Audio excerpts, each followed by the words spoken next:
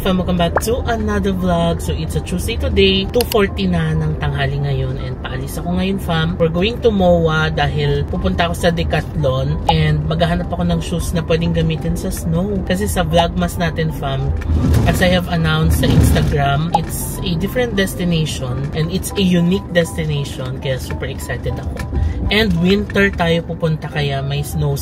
Kaya maghahanap ako ng sapatos na pwedeng gamitin pang snow. And nag-search ako fam sa Google. Isa sa lumabas na pwedeng bilhan ay ang Decathlon. Pwede din yung Merrell, pwede din daw yung Doc Martens and North Face. No? Pero I wanna try yung sa Decathlon kasi medyo affordable. So ayun fam, samahan niyo ako mag-drive.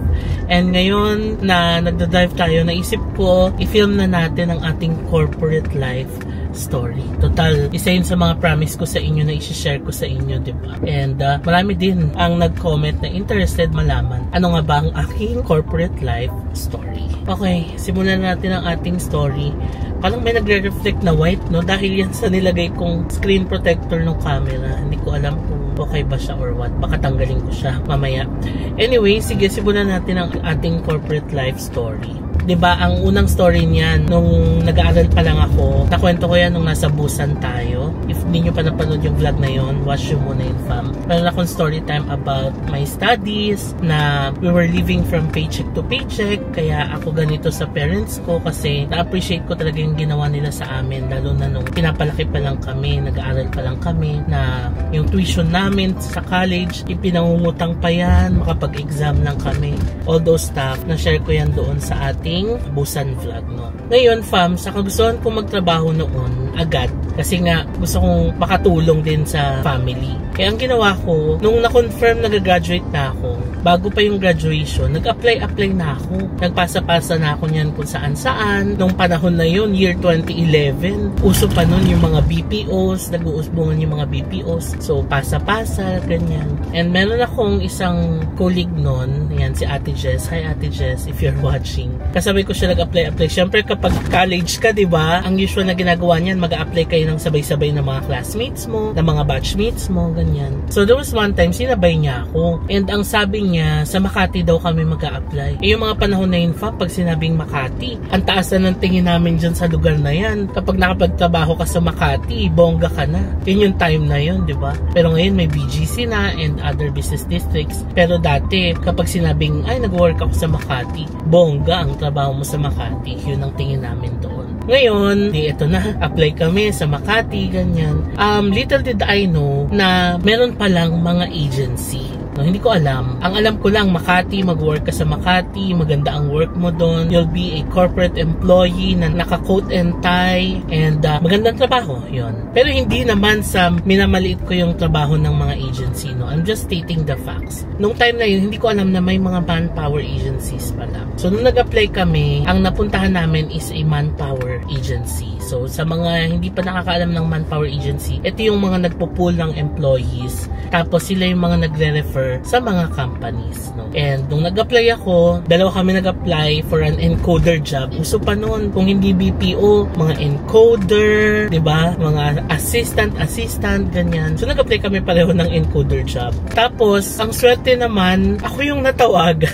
Nakakatawa kasi ako na nga lang yung sinama ng friend ko. Ako pa yung natawagan, tapos siya, iba siya napunta. Okay, so ito na, interview ako. Makati, super excited ako. Nung unang beses akong pumunta for the interview, grabe, para akong hindi ko malaman yung nararamdaman ko sa sobrang excitement ko kasi Makati, naglalakad ako sa Ayala Avenue, tapos manghang-mangha ako nun kasi yung Makati may underpass yan, tapos yung underpass nila may escalator. The first time ko nakakita nun doon. Super excited ako.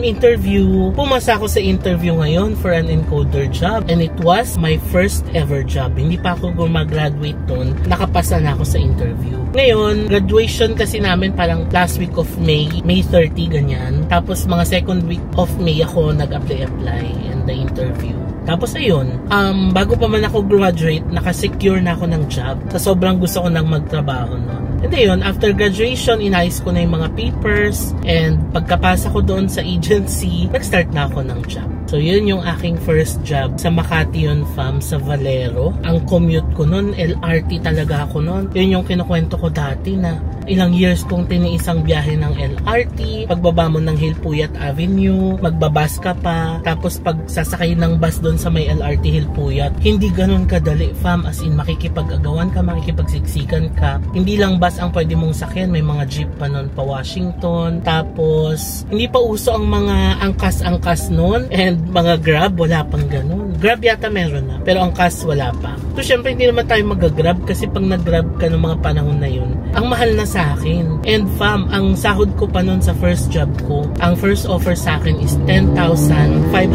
pesos per month. Yun ang minimum wage nun. Ewan ko, parang ang minimum nun is 11K na. Pero ang naging unang sahod ko nun is 10,500. So ayun, tinanggap ko siya dahil nga sa kagustuhan kong makapag-work na. And Makati, hello, parang maipagyayabang ko na I'm working sa Makati, ganyan.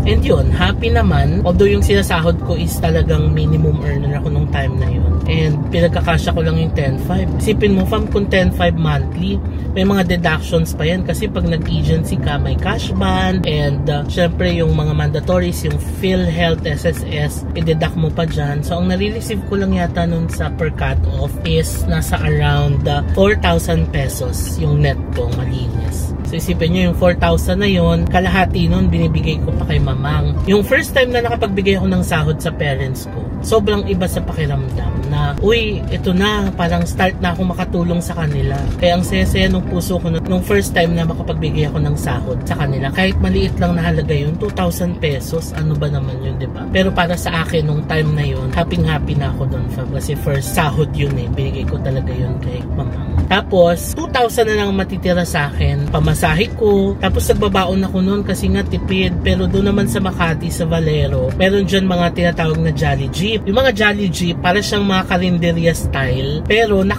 parang style ng Jeep. Kaya tinatawag na Jolly Jeep. So sa mga Jolly Jeep, may mga affordable na mga pagkain and masasarap ang mga Jolly Jeep sa Makati, ha. Sa Valero, lalo sa amin, masarap ang mga food doon. So doon sa Jolly Jeep, pwede kang kumain ng mga karinderya food. Yung mga lutong bahay na food talaga, diba? Wait lang, ang laki ng truck. Ayan, nakita nyo sa likod. Ayun, fam, kung Jolly Jeep ka, makakakain ka ng affordable na food tapos masarap. Although may mga Jolly Jeep, nagbabaon talaga ako nun kasi hindi ko talaga mapagkasya yung 2,000 pesos. Pamasahe ko pa sa LRT, pati pamasahe sa bus, hindi talaga kasya. So, ang favorite ko pang baon nun, tuna with egg. Alam nyo yun, mga typical na baon, hotdog, tocino, mga ganyan. Nagbabaon talaga ako para makatipid. Tapos, ayun, ilang years ako nagtiis sa Makati, fam. Parang almost 5 years, 4 to 5 years. Nung una akong pumasok sa Makati, hindi pa ganun kalala yung biyahe, yung LRT, yung bus. Pero every year, parang palala ng palala yung biyahe, as in. So doon ako nag-start mahirapan. Nahirapan ako sa biyahe ko. And ano oras na ako nakakauwi sa bahay? 9:30 na, alas 10. Tapos gigising ako ng alas 6 ng umaga ulit. So ayun, kaya parang nahirapan ako nun. Pero yung work ko, I would say na dun sa first job ko, natuto talaga ako. Kasi sobrang higpit nung boss namin nun. And as in super higpit talaga. Pero dun sa pagkakahigpit niya, dati parang hindi ko naiintindihan yun na sobrang nahihigpitan ako ganun. Pero lately ko lang na-realize na para din pala sa amin yung paghihigpit niya. Kasi sa paghihigpit nung boss ko na yun, natuto kami na sumunod sa mga deadlines, tapusin ang mga binigay sa yung tasks, meet your KPIs. Doon ko natutunan yun. Kasi my boss was very strict about that. About deadlines, about meeting the KPIs and all. So, doon ako na-practice talaga. And lately ko lang na-realize na yung paghihigpit sa amin ng boss namin na yun, para sa amin, para sa growth din namin, diba? And doon sa paghihigpit na yun, natuto kami. Kaya kahit na ganun yung sahod ko noon, minimum, Makati, pero happy ako kasi ang dami kong natutunan. Pero dumating yung time na napagod talaga ako sa biyahe kasi commute everyday, fam. As in Monday to Friday. Minsan may pasok pa kami ng Saturday. Commute. Tapos, ang lala talaga ng commute sa Makati na year 2015, yun na, nag-decide na ako na parang hindi ko na kaya yung commute. As in, pagod na talaga ako mag-commute papunta sa Makati. Kaya sabi ko, maghanap na nga ako ng work na malapit sa amin. Bago natin i-share yung sa paghahanap ko ng bagong work, i-share ko muna yung naging work ko dun sa first job ko. Yung first job ko is a retail company. Unang job ko palang retail na talaga ako na linya.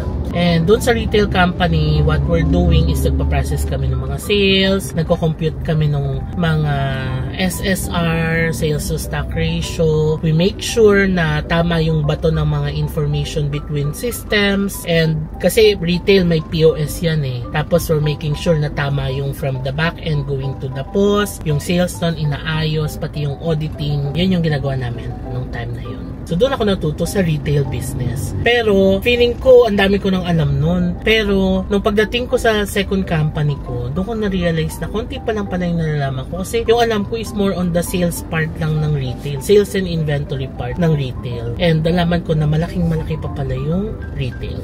So ito na. Di natapos na yung 4 years natin sa first company. Super happy ako doon kasi ang dami kong mga naging friends. Na hanggang ngayon may contact pa rin naman ako sa kanila. Pero hindi na kami nakakapagkita pa kasi mga busy-busy din sa mga kanya-kanyang buhay. Pero that company is a well-known na retail company dito sa Pinas. And happy naman ako sa gagawa ng brand na yun ngayon. And ngayon, eto na, I quit my first job. And alam nyo, sobrang tapang ko nun kasi wala pa akong lilipatan talaga. And nung time na yun, tinataas ko talaga kay Lord. Sabi ko, Lord, ikaw na pong bahala sa akin. Parang, I will trust you. I-lead mo ko kung saan talaga yung gusto mong nandun ako. And sana tulungan mo kung mapuntahan kung ano yung nasa puso ko. Which is, ang pinagpipray ko nga nun, makahanap ako ng work na hindi sa Makati and sa BGC kasi nga ayoko na dun sa business district. Ang hirap mag-commute. Tapos kung ganun lang din yung sasahuling ko, parang konti na lang din yung nauuwi kong net. So ayun, binigay ni Lord Fam. Luckily, yung second job ko, which is yung job ko ngayon,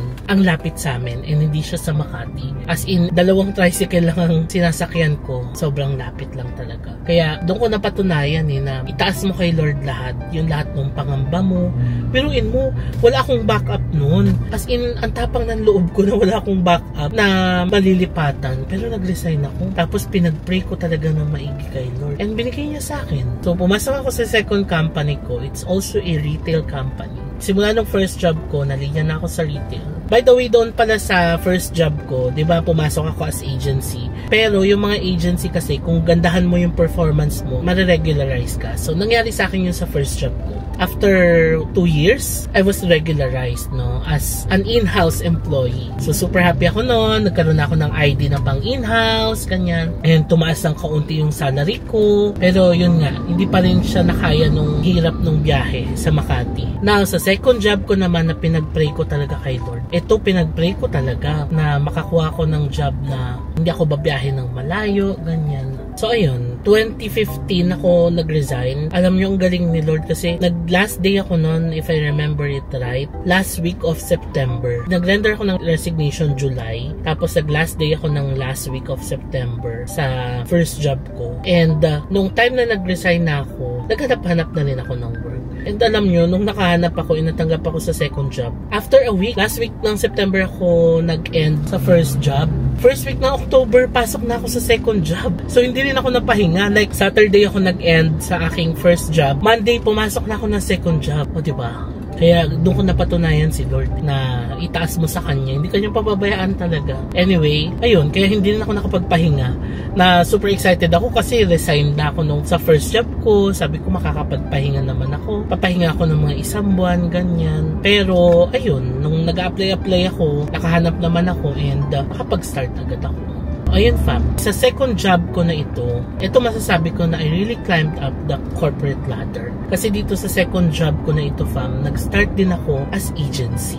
No? Kasi kahit na may experience na ako noon, 4-year experience na ako sa sales and inventory ng retail. However, yung nahanap kong work naman is aligned naman doon sa ginagawa ko. I like the salary kasi hindi naman din ganun kalugi. Lalo na hindi na ako Makati, hindi na ako magkakommute ng malayo. And in-offer sa akin nun is magsa-start ako as under agency. So ginawa ko yun fam. Sabi ko okay naman kasi malapit lang naman sa amin and with all the benefits no. Yung makahanap lang ako ng work na hindi na sa Makati, happy na ako. So ginawa ko yun. Tapos sabi ko gagalingan ko na lang para ma-regularize ako dito. So pinagtrabahuhan ko. Mga first few assignments ko, talagang Jollibee. Siyempre sa corporate world, ang may term tayong Jollibee, di ba? Pabibo. Inaamin ko pabibo ako noon kasi, well, ganun naman talaga pag bago ka sa kumpanya. Magpapabibo ka talaga, magpapakitang gilas ka sa boss mo and sa mga colleagues mo. So that's what I did. Saktong-sakto yung napuntahan kong department,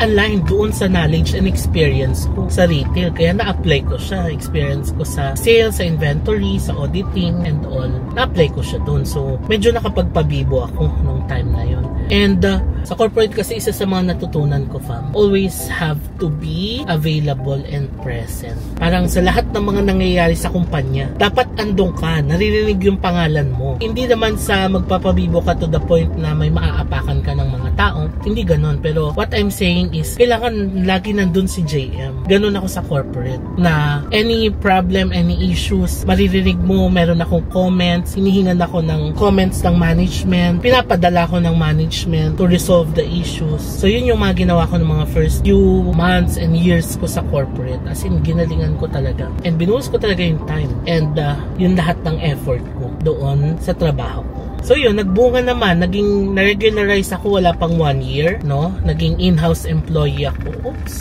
is this close? Okay. Ay, hindi. Okay, umatras kasi yung high east. So yun fam, nagbunga naman ang aking pagsisikap, diba? Na-regularize ako, naging in-house employee ako, and na-promote ako as supervisor. O diba? Ano talaga, parang sinabi ko nun, paghihirapan mo talaga lahat ng bagay, and gagalingan mo talaga. Kasi magbubunga naman lahat ng paghihirap mo. So, naging supervisor ako noon. After 2 years yata. Oo. After 2 years, pagkapasok ko, naging supervisor ako. So, nag-handle ako ng team. Supervisor 1 ha. So, nag-handle ako ng maliit na team. Parang nasa 10, nasa 10 to 12 persons ang hinandle ko. The first few months ng pag-handle ko ng team, nag-struggle talaga ako, fam. Kasi nasanay ako sa dati kong boss na mahigpit and all. And nag-micromanage ako noon, nung time na yun. Kasi nga, ang tactics ko noon, dapat alam ko lahat. Dapat ako yung nagmamando ng lahat. But later on, na-realize ko, it's not a good way to manage your people. Lalo na yung micromanaging. It's a no-no talaga for me. Anyway, natuto naman ako noon. Yung mga first few months ko of supervising people, yun ang natutunan ko. And alam nyo fam, yung pagmamanage ng tao, dito ko rin naranasan sa second job ko na doon ko natanggap na iba't iba tayong mga tao. Na hindi tayo lahat pare-pareho. Tapos hindi lahat ng gusto mo masusunod. You always have to adjust and i-consider mo rin yung mga tao na nasa paligid mo. So yan, supervisor pa lang ako, natutunan ko na yan. Yung pakikisalamuha sa mga tao. Kailangan lagi mo silang kakausapin para makuha mo yung loob nila. Tapos kailangan maging maganda ang pakikitungo mo sa mga tao.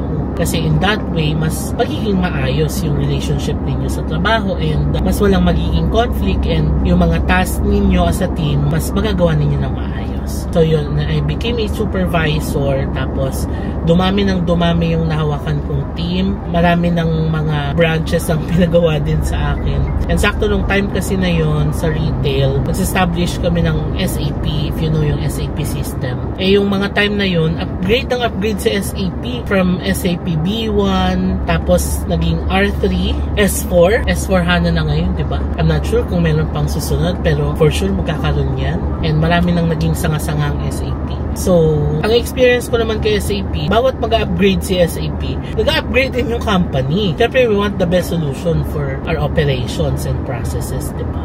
So, ayun. Sakto naman nung nag-upgrade kami ng SAP sa company, yun yung time na naging supervisor ako. Tapos, ang daming pinahawak sa akin ng mga branches. Like yung pag-handle nung sa SAP. So, alam ko yung sa SAP Implem. And ang experience ko noon, nag-implem kami nung SAP. Yung Implem, meron yan project overview. Pag-aaralan nyo yung project. Tapos, fit gap analysis. Titignan nyo yung mga gaps between the processes. Kakausapin nyo yung mga tao. So, doon ko nalaman yung buong cycle ng retail. From procurement, merchandising, warehouse management, inventory management, sales, reporting, operations, financial management, hanggang sa financial reporting. Ayan, nakabisado ko yung retail because of yung SAP implementation namin. And yun, kaya sobrang thankful din ako no, na sa company namin, isa ko doon sa pinagkatiwalaan to manage yung Implem ng SAP. So yun, doon umikot ang mundo ko for how many years? Implementation ng SAP kasi hindi madali ang mag-implement ng SAP. Tapos yung mga data niya, ililipat mo pa siya and yung pagkakalipat mo kailangan accurate. Lalo sa accounting and finance, ang hirap pag-migrate ng data, pati inventory. Anyway, hindi na tayo pupunta dyan sa malalalim na part na yan. Pero yun yung ginawa ko for how many years. Feeling ko doon ako nahasa, no? Pagdating sa retail and systems management. Ang dami ko hinawakan ng tao, umabot yata sa 30 to 40 ang hinawakan kong tao kasi iba't iba eh. So yun, doon din ako natuto talaga sa pagiging leader, pag-handle ng mga tao. Kasi iba't iba ang mga tao, iba't iba ang attitude, iba't iba ang mga pinagdadaanan sa buhay. So, kailangan nandyan yung understanding mo, maayos na makikitungo sa mga tao, tapos always talk to them. Yun ang isa sa mga natutunan ko as a leader. Always talk to your people. Always talk to your people and communicate. So, yun fam. And later on, na-promote ako as Manager 1. Yeah. Kasi from rank and file to supervisor 1. Ano kasi yan eh, rank and file specialist, supervisor 1, supervisor 2, manager 1, manager 2, tapos director. So na-promote ako as manager 1 from supervisor. Yun hindi ko rin ina-expect, parang bigla na lang. Basta ang ginagawa ko lang sa trabaho ko is ginagawa ko na maayos yung trabaho ko. And kagaya ng sinabi ko kanina, parang lagi nandun yung pangalan ko. Kailangan papatunugin mo yung pangalan mo sa company. Papabibo ka, magmagiging Jollibee ka, ganun. Pero not at the expense na matatapakan mo yung mga kasama mo, hindi ganun. Papabibo ka, gagalingan mo yung trabaho mo, ayusin mo talaga. So yun, naramdaman siguro ng management yung effort. Kaya yun, I was promoted as a manager 1. Nung nag-manager 1 ako, ayun, more on handling people, tapos yung paggawa ng mga KPIs, making sure that everything sa team mo ay okay in terms of process, in terms of people management, system, yan. Tapos later on, na-promote ulit ako as manager 2. So, senior manager. And yun na yung position ko ngayon, fam. O, diba ang haba ng kwento? Shortcut ko na nga. Ang dami pang kwento in between. Ang dami ko pang naging struggle sa corporate. Pero shortcut ko na lang. So, yun, fam. Na-promote ako as manager 2 or as a senior manager. So, what I do is overseeing the team. Kailangan maayos yung proseso ng team namin. Kailangan maayos yung system. Systems are in place and dapat yung system ay aligned doon sa process. Also, kailangan you have the right people. Tama yung mga taong nagtatrabaho sa iyo, I mean aligned yung mga taong na gumagawa ng mga tasks sa team, and also tama yung number of people na nagtatrabaho for you. So tatlo kasi yan, systems, process, and people. So kailangan aligned yung tatlo na yan para maging successful ang operations mo. So yun, as a senior manager, yun na lang yung ginagawa ko, fam, na overseeing the team. I have to make sure na okay ang lahat ng mga team members, lahat ng mga questions nila kailangan ma-address, lahat ng mga issues sa system, sa process, and sa mga pati nga personal lives ng mga tao. As a leader, fam, kailangan mo rin talagang maging aware, no, sa ganun. Not to the point na papakialaman mo yung personal lives nila, pero it pays to be aware sa mga pinagdadaanan nila para magigets mo rin, no? Kasi yung mga pinagdadaanan niya ng mga tao, minsan nakaka-affect talaga yan doon sa performance ng mga tao. So yun, fam, ang ginagawa ko more on steering, kumbaga, ng overall team. Kami yung gumagawa ng mga KPIs, OGSMs. Tapos, we're making sure na minomonitor namin yung KPIs namin every month. Kung nami-meet ba namin, kung di namin nami-meet, ano yung mga issues na encounter. Tapos, aside from that, yung communication with other departments. Kasi yung department namin is on the back office side. So, yung communications namin sa ibang department, yung support sa operations. So, grabe naman itong basta itong bilis. Nakakagulat. So, yun, fam, lahat nung mga yun yung iniintindi ko as a senior manager. So, more on managing the team. So, yan. Hanggang sa dumating ako sa senior manager position, and I'm so happy kasi yung company talaga namin iba yung culture. Very culture-driven ang company. Mababait yung mga tao from the president down sa mga staff. As in, mababait talaga lahat. So, yung ibang mga pumapasok sa amin na hindi sanay sa ganong culture, nagugulat talaga sila na ganon kaganda yung culture doon sa company namin. And in terms of pagta-travel ko, they're very open and super okay talaga sa boss ko yung ginagawa ko. Kasi naiintindihan naman nila na pinasok ko tong social media world, and naiintindihan nila na kapag may mga times na nagpapaalam ako mag-leave, diba, mag-absent, and may mga times na matagal akong nawawala. Naintindihan talaga nila. Even the president is very supportive of me. As in, nagme-message talaga siya. Tuwing nagkikita kami, kinakamusta yung, kumusta na yung vlog mo? Napanood ko yung Osaka mo, ganyan. So, ganun ka-supportive ang aking lahat ng mga colleagues and bosses. Kaya super lucky din ako, fam, na ayun, the first few months ng pagsa social media ko is talagang okay kasi iba yung support na na-receive ko from my colleagues and my bosses, no? Super happy pa nga sila eh. And they were super proud na, diba, as part of the company. Yung company na yun is my second home already. And as part of that company, ito yung narating ko sa social media. I know, malayo pa, pero malayo na. So yun, fam, ang aking corporate life story. Maaring marami pa akong na-skip, no? Ang dami ko pang pwede ikwento about my corporate life, fam. Pero baka abutin tayo ng magdamagan. Kasi ilang years of working yun from 2011 up until now, 2024. So that's 13 years or 14 years of work experience, diba? So ayun, fam, that's how I climbed up the corporate ladder. So naniniwala talaga ako dun eh. Basta galingan mo sa lahat ng bagay, tapos samahan mo ng dasal and samahan mo ng pakikipagkapwa-tao.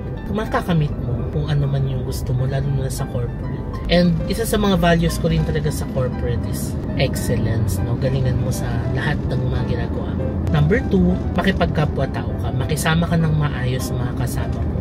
Number 3, syempre, samahan mo ng dasal. So yun, fam, ang aking corporate life story. Now you know. Ngayon, alam nyo na ang mga pinagdaanan ko. And siguro na isip nyo yung mga kwento ko dati na sa Makati, kukommute ako. Tapos ngayon, di ba, nagda-drive na ako. So yun, ang sarap lang sa pakiramdam, no? Na yung mga dating mga bagay na hindi mo nagagawa noon, pero nagagawa mo na ngayon dahil na-achieve mo na yung mga gusto mo because of your hard work and perseverance, eh, ang sarap sa pakiramdam talaga. So ngayon na nakwento ko na, fam, ang aking corporate life story, it's time to share with you this news. Yung iba sa inyo eh talagang eager na malaman, no? Kung nagtatrabaho pa ba ako sa corporate world. So now, I'm officially announcing, fam, na ako po ay hindi na nagtatrabaho sa corporate. So it's the very big decision na ginawa ko. Alam mo yon, it's getting out of my comfort zone. Ang tagal kong inisip ito, fam. It's not a decision na inisip ko lang bigla-bigla. Like, it took me months to make this decision, and ito na yata yung pinakamalaking decision na ginawa ko sa buong buhay ko.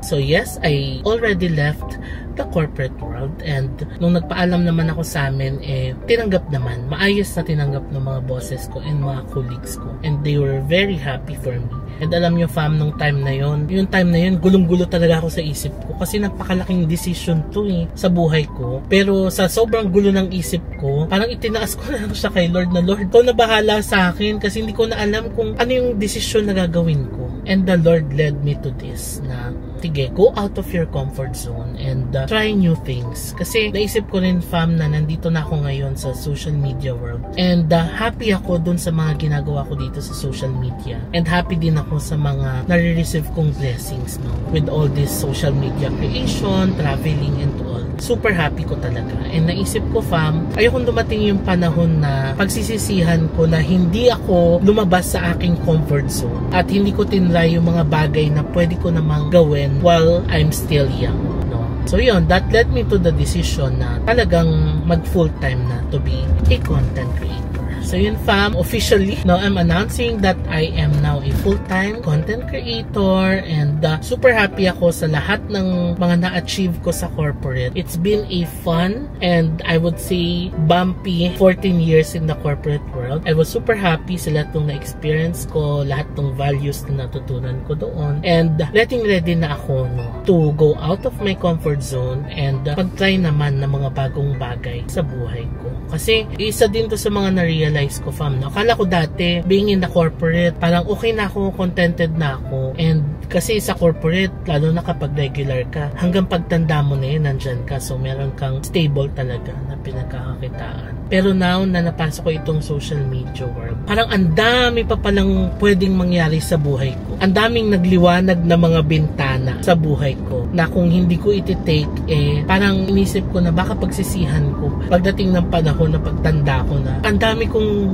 bintanang nag-open, opportunities na nagliwanag na hindi ko tinake. So ayokong dumating yung time na yun. So kaya I took this chance and nilakasan ko yung loob ko. Pinag-pray ko ito, fam. Naniniwala ako sa aking life verse no Isaiah 60:22. When the time is right, the Lord will make it happen. So I believe ito na yung binigay sa akin ni Lord, diba? To go out of my comfort zone and experience yung marami pang magagandang bagay dito sa mundo. So yun, fam, gusto ko rin pala magpasalamat sa lahat ng mga colleagues ko, no, especially sa bosses ko, to our president, and to my colleagues na very supportive of me. Like, they were very happy dito sa path na tinake ko. And also, salamat din sa aking family na nakasupport sa akin all the way, fam, relatives, mga cousins, thank you so much. And especially sa inyo, fam, sa inyong lahat na nakasuporta sa akin from the very start pa lang. OG fam, grabe, Boracay Days pa lang, ang dami yung nagbe-message sa akin na Boracay Days pa lang andyan na kayo, nanonood na ng mga vlogs and nakasuporta sa akin. Hanggang ngayon na Japan Days natin, mga international travel days, and lahat-lahat na, maraming salamat, fam, no? Kasi with your support, dumating ako dito sa point na to na mag-decide ako to try new things and i-accept yung paglabas sa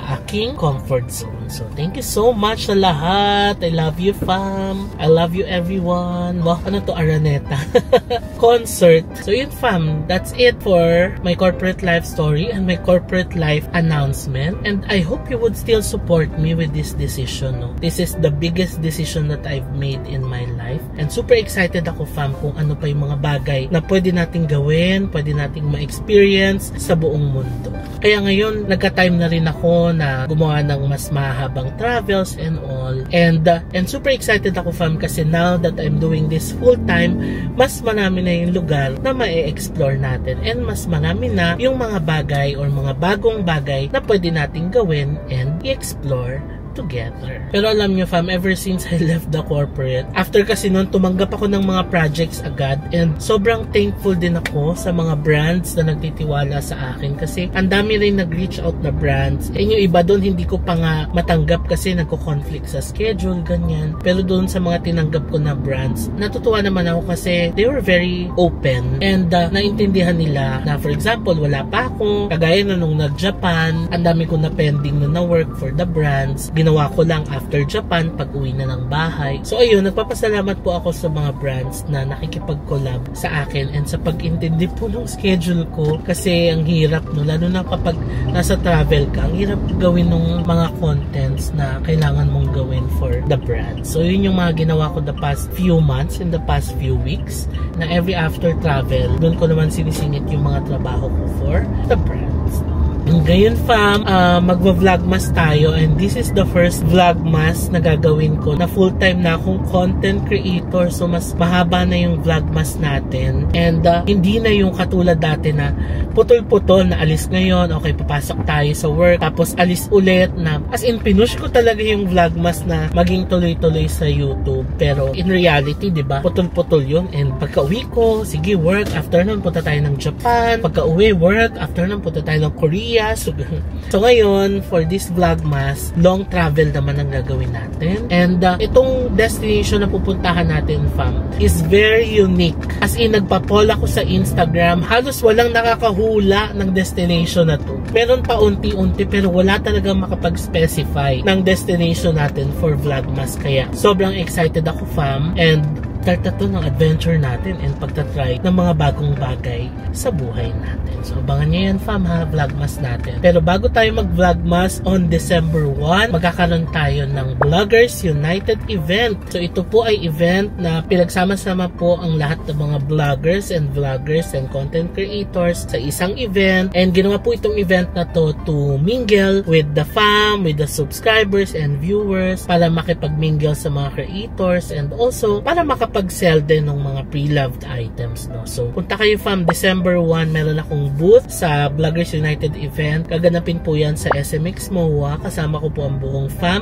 and kasama ko rin ang mga cousins. And you will also see Sasuke and Baby Zack. Basta buong fam nandun kami. So, magkita-kita tayo doon fam. Buong maghapon kami nandun. It's a Sunday, December 1 from 10 AM to 7 PM nandun kami sa SMX MOA. So, simula 10 AM pa lang nandun na kami. Buong maghapon kami nandun, fam. So, see you. I'll be selling my pre-love clothes. Meron pa akong mga bagong shorts doon from GU and mga iba pang damit. Also, may bag akong isi-sell, yung aking Herschel na ilang beses ko lang nagamit. Isang beses ko lang yata nagamit, yung nawala ko pa sa Korea. And may mga Salon de Real items din akong ibebenta sa BU. So, yun, fam. Magkita-kita tayo. Again, December 1 at SMX MOA. O, sakto ang story time ko. Nandito na tayo sa MOA.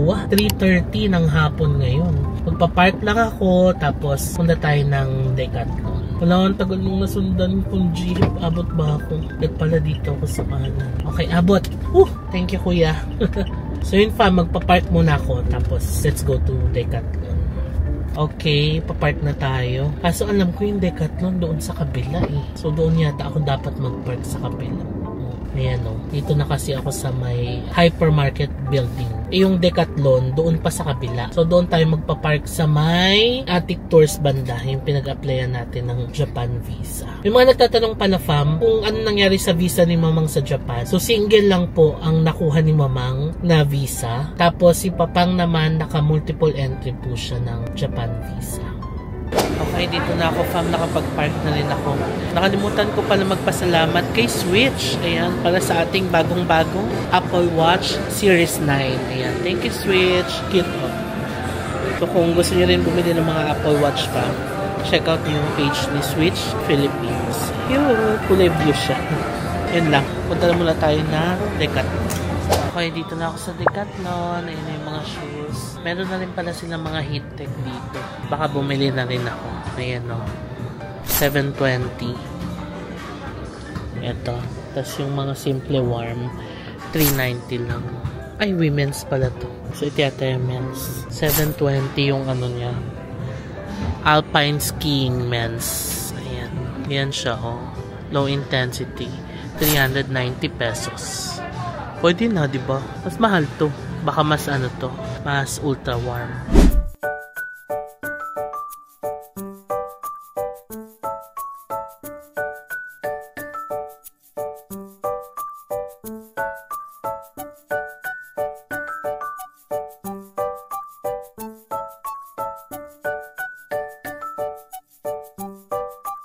Alright, after 30 minutes na paghahanap, nakakita din ako ng shoes. Ito siya, 4,690. Medyo pricey. Yung unang tingin ko sa website, parang 2 plus lang. Pero yung 2 plus, nandito siya. Pang hiking na shoes, pero hindi ganun kaganda yung outsole niya. Tapos, yung grip, mababa lang. And, hindi siya waterproof. This one, waterproof siya. Yung nga lang, ang kulay lang nito, fam, kulay blue. Iniisip ko, parang hirap bagayan ito sa damit. Although, okay din siya sa white and black, eh. Yung mga dala ko naman, white and black. Kaso, hindi siya bagay sa brown and beige. Pero gusto ko siya. Maganda yung fit niya sa akin. Yan o. Na someone na malapad yung paa. Okay siya kasi hindi sumasakit yung paa ko. Yan. Tapos, waterproof and ayan siya. Okay talaga siyang pang grip. Sige, mukhang ito na kukunin ko. Okay, mission accomplished. Bam! Ayan na, ating binili. Lagay muna natin to kay Tokyo bago tayo bumaba. Maaga pa naman, 4:54 pa lang. Isang oras pa bago lumabas si sis. Lagay muna natin dito sa loob. Ayan. Na, dyan muna siya. Okay. Now, paano tayo ulit? Magmerienda muna tayo habang naghihintay kay sister.